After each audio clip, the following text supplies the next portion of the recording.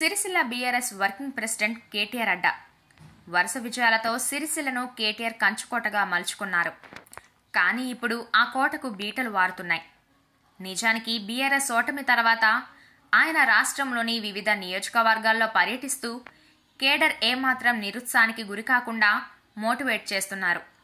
కానీ ఆయన సొంత నియోజకవర్గంలోనే పరిస్థితులు తేడా కొడుతున్నాయి. గత అసెంబ్లీ ఎన్నికల్లో బీఆర్ఎస్ ఓటమి తర్వాత రాష్ట్రంలో పరిస్థితులు మారుతూ వస్తున్నాయి. ఈ క్రమంలోనే సిరిసిల్లలో సైతం మార్పులు చోటు చేసుకుంటున్నాయి. అక్కడి ద్వితీయ శ్రేణి నేతలు, ప్రజాప్రతినిధులు రాజీనామాల బాట పడుతున్నారు. 5గురిని మినహా పట్టించుకోలేదట. ముఖ్యంగా బీఆర్ఎస్ రెండోసారి అధికారంలోకి వచ్చాక సిరిసిల్ల హాట్ టాపిక్ అయిపోయింది. ఎందుకంటే దానిని ఓ రేంజ్లో డెవలప్ చేశామని బీఆర్ఎస్ నేతలు చెప్పారు. కానీ ప్రస్తుతం అసంతృప్త నేతలు మాత్రం కేటీఆర్నే టార్గెట్ చేస్తున్నారు. పనుల విషయంలో కొద్దిమందికే ప్రాధాన్యం ఇవ్వడంతో అప్పటి నుంచి ఉన్న అసంతృప్తి ఇప్పుడు బయటకు వస్తుంది. 5గురిని మినహా నియోజకవర్గంలో మరెవ్వరినీ కేటీఆర్ పట్టించుకోలేదట.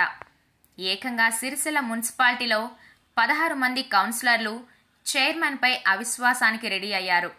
ఆ తర్వాత ఏం జరిగిందన్న విషయాన్ని పక్కన పెడితే మున్సిపాలిటీలో ప్రారంభమైన ముసలం నియోజకవర్గమంతా విస్తరించిందట. తలనొప్పిగా సొంత నియోజకవర్గ పరిస్థితులు. బీఆర్ఎస్ పార్టీ అధికారంలో ఉండగా అవమానాలకు గురైన నేతలంతా కాంగ్రెస్ పార్టీ వైపు చూస్తున్నారు.